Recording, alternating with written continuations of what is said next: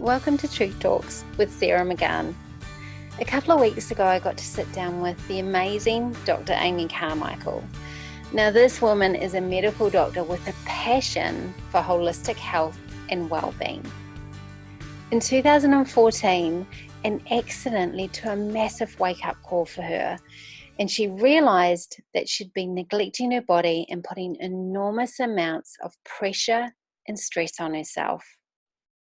This realization pushed her onto a new path of enlightenment and revelation.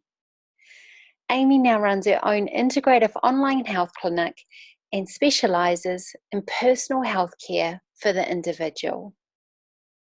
As well as running her online clinic, she runs health retreats and is just about to launch her first book. This episode is jam-packed full of goodness as to how we can get into the driver's seat of our own life and health. So, Amy, you specialize in lifestyle medicine. Can you just tell us what is this and what does it entail? Yeah, so it's a good question because most people don't know what lifestyle medicine is, and there's actually a few words that translate to the same thing. So some people have heard of lifestyle medicine, others have heard of functional medicine, integrative medicine, or even personalized medicine, and they're all essentially the same. And what they are is they're a systems-based approach. So they're looking at a cellular level, a biochemical level for the symptoms and the ailments that people complain of, and ultimately are getting to the root cause of people's issues rather than, masking their symptoms with, a painkiller or whatever it is. So that's really what it is. And it's looking at the basics of health to empower people. So if we think about, someone that is stressed, what is it that they can do in that every day? And we would be looking at their nutrition, we'd be looking at their sleep, we'd be looking at their home environment, we'd be looking at how much they exercise. So when you think about it, it's lifestyle factors that they can also modify themselves and be in the driver's seat. Yeah, I love that idea of getting into the driver's seat. I mean, I talk to my clients about this as well, like getting into the driver's seat of your own life so that you're creating your own life. And it's the same with health, And just before we started recording, we spoke about health being not like a one shoe, fit for all, that we all have different needs for health, and that, often in the health industry, it'll be like, you have to do this or you have to do that. But actually, we're all different. And I love this idea that we're working on our own bodies at a cellular level. So that's really cool. I think it's really exciting that health is going in this direction. Yeah, me too. And, I think that when I look back at where I came from in acute medicine industry, it's shocking really at, the amount of time and limited resources that I had with patients to really get to the bottom of their things, and also how much influence I had by the resources and, the particular drugs that were available. And then also how limited I was when people wanted an alternative, or not even an alternative, but a complementary medicine. And how we were really restricted in that environment in order to help people where they are at and where their types of choices are. Like when you go to the hospital, sometimes that's a really difficult place if they're not used to it or they want more natural medicines. Then you can come up with a few boundaries that are hard to kind of push past. So yeah, medicine's evolving. People want it, and that's the thing. Yeah, and I think it's becoming more important than ever. I want to talk for a moment. So let's talk about the fact that you were a doctor in a hospital. And you've worked in hospitals all around the world. You've worked in the UK, Australia, New Zealand. I may have missed some out there. But so Samoa, there you go. So you've worked in hospitals. So what was it that made you make that shift? Because now you have an online clinic and you work with clients in this personalized one-on-one programs. What created the shift for you going from a doctor in a hospital into running your own clinic that was, you know, looked at the each individual as a person? Yeah. Yeah, that, you know, that kind of got forced upon me. I was very, very happy, thinking I was doing the best job that I could at the time. I was, you know, working as a senior registrar in acute medicine and seeing, you know, 60 to 70 patients a day and prioritizing them and delegating to the rest of my like junior doctors. And I really was a, you know, really good acute medical doctor.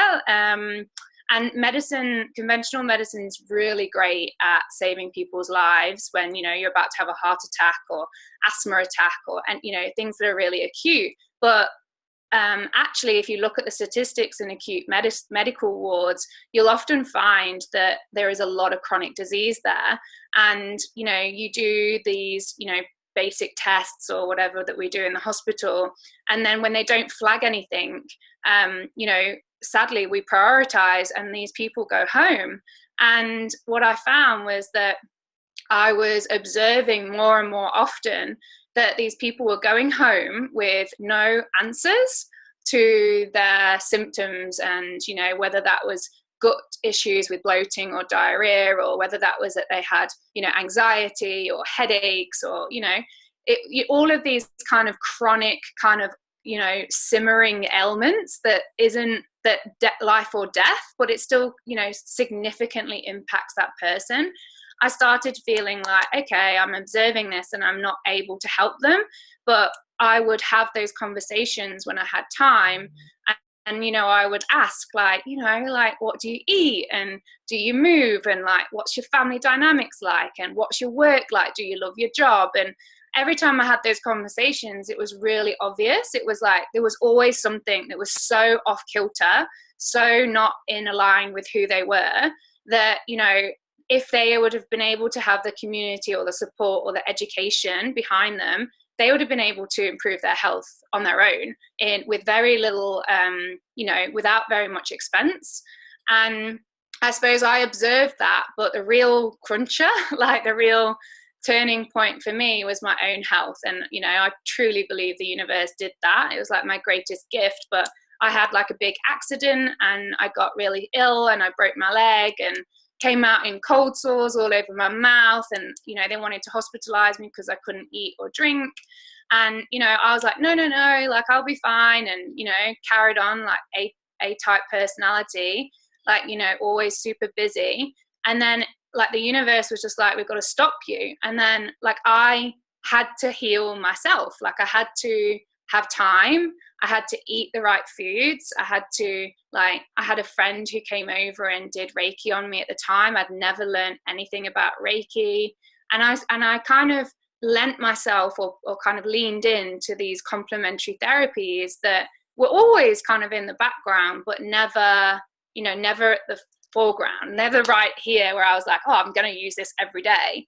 And then the more that you start to heal yourself or you start to get better yourself, like, you of course want to share that with the rest of the people that come to you with the same problems. Like, if I'm going to treat myself that way, why would I not share that with my patients? And so, you know, it's more in a line and it's more congruent with who I am. Like, if I got told I had, you know, a high cholesterol tomorrow, like, would I go directly on statins, or would I, you know, increase my exercise and change my diet? Like, that's what I would do. And that's what the guidelines even say. Like, even in conventional medicine, that is our guidelines.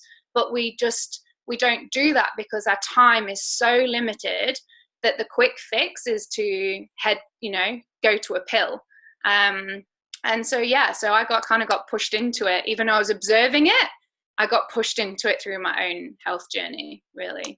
Yeah, that's amazing. And you said one word there, which I just want to pick up on, and it was the word, you know, when people weren't in alignment. And I've had this experience too, you know, where I've gotten really sick for 18 months in and out of hospital, best specialists in Sydney. No one could, it was like operations, all sorts. It wasn't until I actually went down the natural route that I was able to kind of get to start to heal myself as well. But what I know to be true for myself at that time is that I was working a job I didn't love. I was in a relationship I wasn't happy in.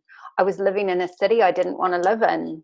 I was busy. I was stressed. I had that rushing woman syndrome. I had adrenal fatigue, you know, and it was like, sometimes when you're so out of alignment, your soul will elbow you to wake you up, you know, and sometimes that manifestation is ending up in hospital or with a broken leg in your case, right?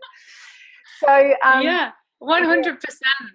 Yeah. And yet, interestingly, like, you know, what I find with clients that come to me and stories that I've heard is that people's tragedies are their greatest gift. Like, they so are. Like, you know, I've worked with cancer patients, and you know, and sometimes people don't see it that way initially, but afterwards, they, you know, they really do. They see it as a new way, a new lease of life to look at things differently and have that gratitude and really be on point and say, like, no to things they don't want to do. And, you know, like, they don't have to go out drinking, and they, you know, they don't have to do that 9 till 8 p.m. job that they hate, you know, when they realize that life is so short. So yeah, I think when we get that life is not, you know, infinite, it's like we start asking those existential questions like, who am I? Why am I here?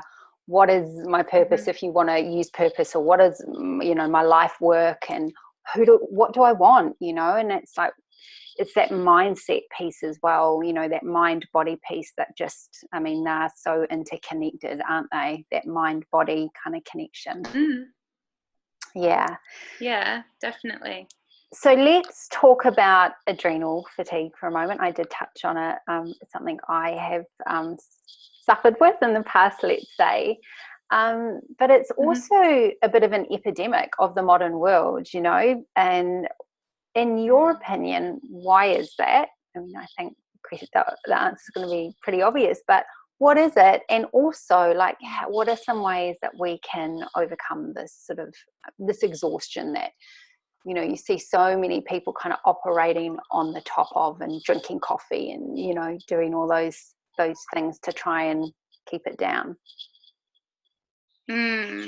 Yeah, well, yeah, we've kind of touched on it a little bit, but yeah, I think I definitely feel like stress, or, you know, if you want to call it adrenal fatigue, or allostatic load is like the medical term, you know, that is definitely our crisis at the moment, because it interconnects to all our other hormones, like our thyroid and our sex hormones and our gut, which then affects our brain. So ultimately, the thing is we're living in this, you know, high technology world where we're so fast paced, we are constantly reactive to everything. You know, we have our mobile phones as our third hand.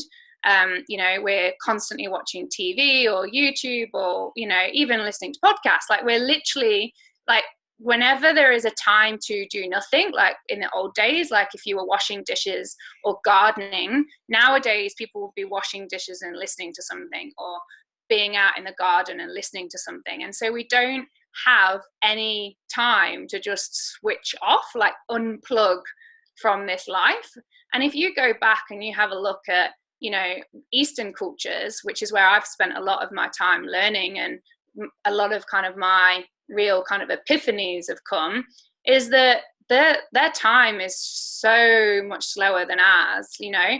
Like, I've just got back from Fiji, and I've spent a lot of time with India, and I've been into Samoa and Central America. And, you know, what do? They, you know, they might get up early, they do a bit of farming, they all have their own gardens. And then, you know, they'll have a nap in the afternoon, and they do a bit of work to get the extra, but they are born into a space which has land. So they're not like trying to get like this massive mortgage and the perfect house. And they, you know, when they have children, they have a community that supports them. When they eat, they have a community. So, and they're just surrounded by nature. So what we've done is the complete opposite. We've isolated ourselves. We've detached ourselves from nature and natural food, and we're just striving for materialistic things that ultimately, when you're on your deathbed, mean nothing. Like, you know, that isn't what you think about when you're on your deathbed. So yeah, adrenal fatigue is massive. And I would say pretty much every single person that comes to see me has some form of adrenal fatigue. You know, it's a continuum. So they may be mild, and they may be like a bit more in a sympathetic drive, like quite more anxious or quite more perfectionist, or they might be down the other end where they've got kind of chronic fatigue and pain and, you know, exhausted and need to sleep 12 hours a day. But it's just a continuum. So we're all on that spectrum. Like, no one can miss it. Like, you know, no one is invincible. So yeah, it's a really difficult time, because it's a society conditioning that needs to be changed. And it's, you know, if you don't work those hours, like the judgment that goes into that, like even me now, like the work that I now do, if, you know, if people see that I'm off traveling, they're like, oh, so you're just not working. And it's like, well, like, you know, I practice what I preach. Like, you have to have holidays and you have to enjoy yourself. And that's not mean that you're not hardworking. But yet we have this idea that you have to work so many hours to be like good at what you do. Yeah. So do you think there's a bit of a stigma, or maybe even a bit of shaming around not being busy? Yeah, massive, huge. I would say I even struggle with that personally. Like, my partner is, you know, a much slower individual than I am. And if I see that he needs to sleep more than I do, like naturally, but if I see that he's just taking, like, you know, an hour or two out, like, there's a part, even though I know like what he's doing and I understand why he's doing it, there's a part of me that even is like, oh, like, he's just hanging out playing the guitar, like, that doesn't have an outcome. Do you know what I mean? So even I do that, like, and I catch myself being like, oh my goodness, like, that's not appropriate. That's joy. Like, we don't have any joy in our life because we've just been stripped of it. But yeah, and you look at children, like, there's no outcome in what they do. They play with life, they play with music, they dance, and it doesn't matter what happens. Yeah, I love that idea of play. And, you know, another thing that you've touched on as well is like the mobile phones and this constant connection to technology. And, you know, it has, you know, in part brought us together, but it's also creating separation and stress because we're always hooked in. And so one thing that I tell my clients to do is, like, turn your phone off at a certain time of night. Like, turn it off. I usually turn it off around 8, and I don't turn it on again until I meditate. After I've done my meditation in the morning, which, you know, I meditate for an hour every morning. I don't turn it on before I meditate, because then my mind's already going, you know. But what's the first thing that most people do? Pick up their phone. What messages have I got? What's happening in the news?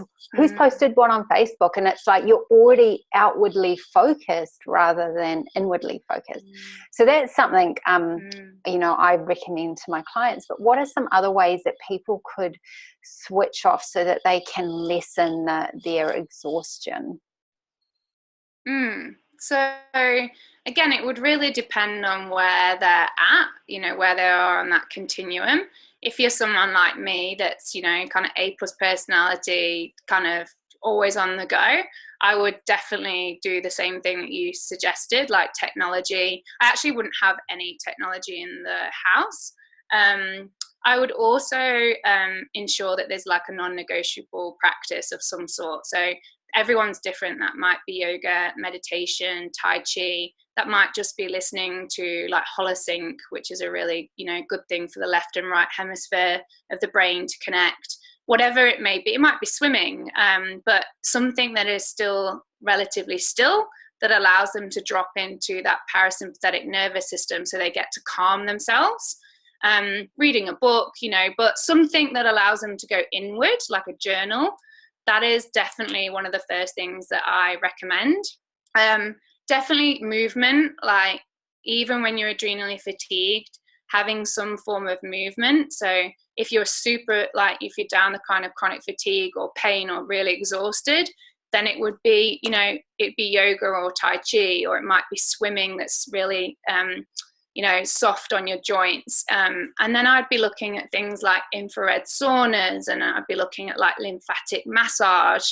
So, you know, they would be by this time already getting off their caffeine, they'd be eating high protein, high fat foods. They'd be saving money. So I'd be like redirecting their money from alcohol and caffeine or whatever their addiction may be, which is often, you'll find some form of addiction, even if that's like a chocolate or a crisp addiction. There'll be some form of addiction that you need to kind of try and break down. And then you would, filter that money into something like a massage that they get every couple of weeks, or something that's just for themselves. And then, with adrenal fatigue, often people I will treat with kind of adaptogens and herbs to try and help them kind of pick themselves up. And B vitamins are really great. So you can get a lot of B vitamins from your leafy greens, and your vitamin D. Like, get outside. Like, you have to have your fat parts of your body on show in the sun to get vitamin D. So that's like your thighs, your bum, with no sunscreen on. That's the way that you absorb vitamin D. Like, you won't absorb it if you've got a cap on your hat and you're covered up and you're out in the sun. Like, it needs to be directly onto your fat stores. So they're the basic things I would get people doing, and then I would test them and work out exactly where they are, and then formulate an action plan for them as an individual. Mm-hmm. And one thing you've spoken about is your parasympathetic nervous system and your sympathetic nervous system. So for someone who's listening who doesn't know what they are, can you just explain them briefly?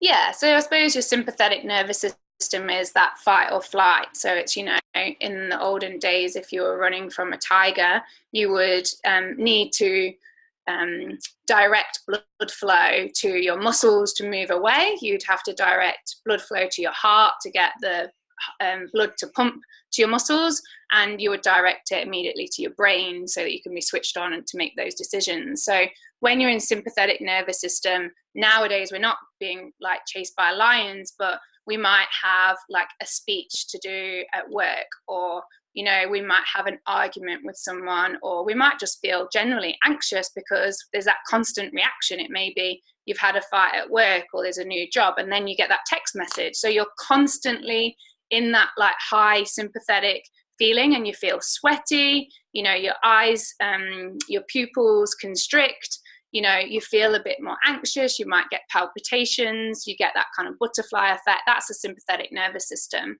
And that's has a great role, and it's awesome if you're an athlete and you're about to go and like run in the Olympics. It's called eustress. It's like that's needed.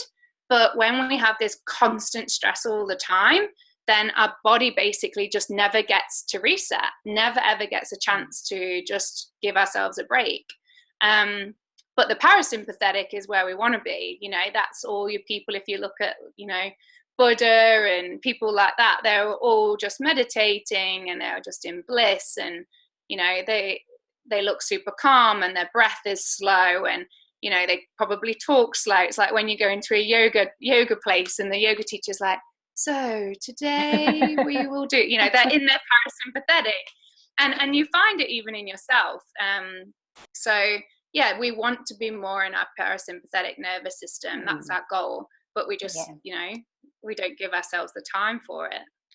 And that's why it's so important, isn't it, to just make that time every day and to find something that works for you as well. Because sitting in meditation for an hour, I know is not for everyone. It's something I'm committed to and something I'm non-negotiable on. Sometimes it can just be 5 minutes, doing some heart breaths, or 10 minutes legs up the wall and lying back. They're all things that get you into that resting, relaxed state. So I would love to talk about hormones for a wee while as well, just to touch on it, because I know this isn't something else that seems to be really in the media, and really like there seems to be quite a focus on hormonal imbalances in women, but it also happens in men as well. And we know that adrenal exhaustion and stress can also lead to these hormone imbalances. Can you talk us through what are some symptoms that someone might experience if their hormones are out of balance? So Yeah, it's really common. So in someone that's, still a woman that's still got kind of her menstrual cycle, then you would be getting things like, your PMS. So that's your mood swings, that's your breast tenderness or breast pain. You might be feeling bloated. You might get uterine fibroids. You might have irregular periods. You particularly have issues with weight gain. You're fatigued. All of these things called estrogen dominance. And, you might be a lot of women often can't get rid of fat from around their waist, and they also can't get rid of fat from the bottom of their arms. And I'm estrogen dominant, so you have issues with the bottom, which is triceps, because that's where it deposits. So estrogen, the reason we've got such a big issue with all of these things is because in our environment nowadays, we have different forms of toxins that essentially mimic estrogen. And so basically, I'm sure people have heard of like plastic water bottles. You leave, let's say, a plastic water bottle in the sun, it's full of it's full of xenoestrogens, sorry. So xeno meaning like mimicking the estrogens. And that plays havoc, and then we become estrogen dominant. So when a lot of people come to me for issues with their hormones, as you said, they haven't just got an issue with their hormones. They've got an issue with their adrenals. They've also got an issue often with their thyroid as well. But things that they can do is that they can reduce their toxicity in their home. So I would be like, looking at their kitchen and saying like, what do you prep your food in, and what's it stored in the fridge and the freezer? And most often it's, it's plastic containers from takeaway containers. So I'd be explaining to get glass, and same with water. I'd be asking them what if they have a water filter. I'd be talking to them about fluoride toothpaste. I'd be getting them to have really good phytoestrogen foods. So if they're kind of perimenopausal or menopausal, I'd be looking at things like broccoli and their leafy greens. And these are really good because they've got something called indole-3 in them, which is really good at helping reduce estrogen dominance. So it's like in the broccoli sprouts. It's amazing when you look at what plants can offer us at high doses.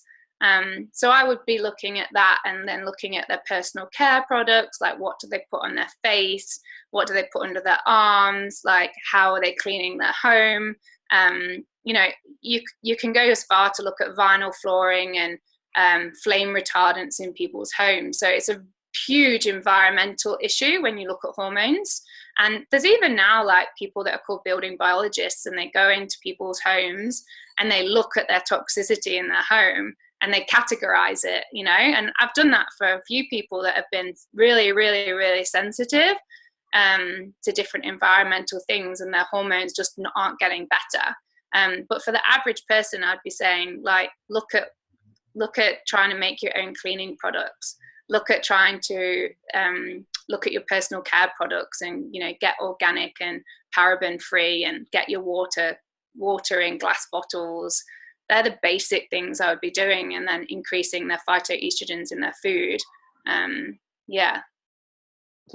It's a lot of information I just gave you. It is, but it's so it's all really practical. You work very differently to a traditional doctor these days. Tell me, you work online, your clinic's online. Tell me, how do you see the medical profession evolving over the next, say, 10 years? We're not going to even recognize it. It is so, even past what, it surpasses what I even can imagine. So the future is definitely personalized, nutritional, functional, lifestyle, whatever you want to call it. It is this medicine. There is already a lot of AI, like artificial intelligence, occurring. Like the technology is developing so fast. I can see people online. I can send them tests online. I can review their tests online.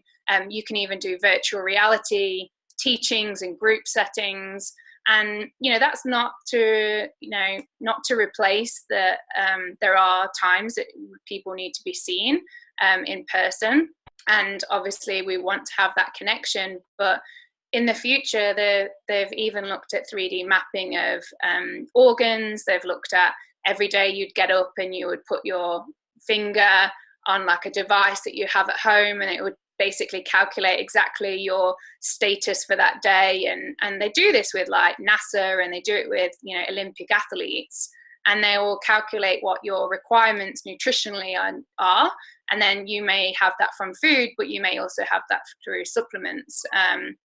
And yeah, that is the way that it's already here. It's not that it's going there, it's already here right now, and it's evolving really quickly. And there's some parts of it, as I was saying to you before we got on this, there's some parts of it that are somewhat scary and that I somewhat kind of disagree with personally, because I believe in connection, and I believe in you know, touch and that true rapport that you can get with people by being physically next to people. And I think that there's an element of that we can become more disconnected. But then, you know, we wouldn't right now, like we wouldn't even be having this conversation if it wasn't for technology, and I wouldn't be able to help all the people that I could who are, you know, in the sticks of Australia, who have no access to any form of integrative clinic, but, you know, completely want this type of medicine. So there's the benefits and there's disadvantages, and I think you kind of take what you need from it. And I know that I probably won't be 3D mapping my body if something fails, because I believe I was given this one vessel, and it's my job to look after it. But that is already occurring. So yeah, it's exciting and scary, I would say. Yeah, both. And it, you know, it must be so great for you as well to think, wow, you know, you're kind of at the forefront of this too in many ways. You're already doing a lot of what they're talking about, like where it's going. Not the 3D mapping stuff. Yeah, I mean, I look at, no, but I can look at people's genetics that you'd be able to modify, like you're able to kind of switch on or switch off particular genes. And you know, there's the famous saying of, you know, it's not your genes, it's the genes are in the gun, but it's not the genes that, you know, load it. It's the gene, what's the word? I've forgotten it. Can you help me? It's the genes don't load, no, the genes load the gun, but they don't shoot it or something. I'll find out what it's called. But essentially you can look at all of these variables in such a scientific way that when you give this information to patients or clients, that information is power, it's knowledge. And when you put that person in that driver's seat and say, look, this is what you have, you know, you have the choices. You have choices then. Whereas if, you know, the old style of medicine is very much that most people came out of hospital, I know, even when I worked in hospital, came out being like, what did they just say? I got no idea what they just said. And, you know, and that's not medicine. That's not the future of medicine. The future is to empower people. Yeah. It's amazing. Okay, so you have a book coming out. Tell me, what is this book about? What are you writing about? Yeah. So the book is called Be Unnumbered. It's called Health is More Than Medicine, and it's kind of really an self-empowering book for people who want to know a bit about the science behind, let's say, like being outside in nature or listening to music, all of these kind of complementary healing modalities that are free or affordable, and that they can kind of do for themselves. And I think that's the thing. It's kind of been a guide to my life and how I look at my health being my first priority. And it's really just kind of my observations, but also some science behind it as well. So that people can, you know, go into a health clinic or a nutritionist or a health coach or psychologist or anyone, and they might just be able to pick up this book, and then it's kind of like the Bible of health. But for things that they have choice and responsibility to change, you know, all of the things in there are things they can do immediately. So it's kind of like a guide, and yeah, it's on pre-sale now, and fingers crossed it'll be out in December, maybe January. Don't add it We'll to like don't make your sympathetic nervous system stress out about it. It'll come when it'll come.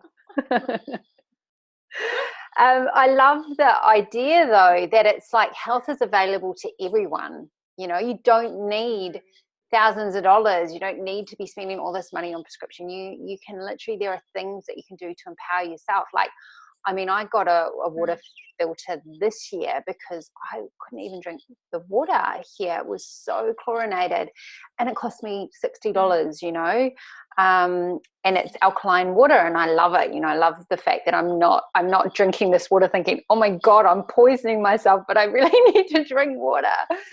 And that there are ways, you know, just by going into nature, and there's so much, you know, free stuff on YouTube, yoga classes. You don't need to pay $15 to go to a class. You can do it. So it's like, it doesn't have to be an expensive, I guess, process either. There are things that we can do, the little things that we can do that can make a massive difference to our health every single day. And I think we just have so much to learn from the Eastern cultures. Like, you know, I would say the Eastern cultures have got this stuff down pat, like they really have. So I think even though we're evolving, you know, chronic disease is getting worse, and we don't have the treatments for it. So we have to look at things differently. Like, we've hit a crisis. So that now is the time that people have to start taking responsibility for their health. Yeah, I love that idea. Amy, it has been so great talking to you today. I've learned so much. I've been so excited about this interview because I'm so passionate about health myself, you know, because I've shared a little bit about some of the health stuff that I've gone through, and that, you know, at the end of the day, it wasn't the doctors, it wasn't the specialists, it was the, I guess, taking that self-responsibility and finding what worked for me. So I've been super excited. I've learned heaps. It's been so valuable. Tell me, what is the best way that people can get hold of you?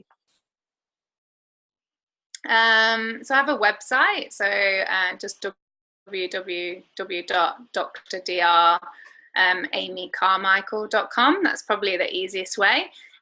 Or, like, I suppose I'm most like in and around is on my Instagram. That's where I like hang out a lot.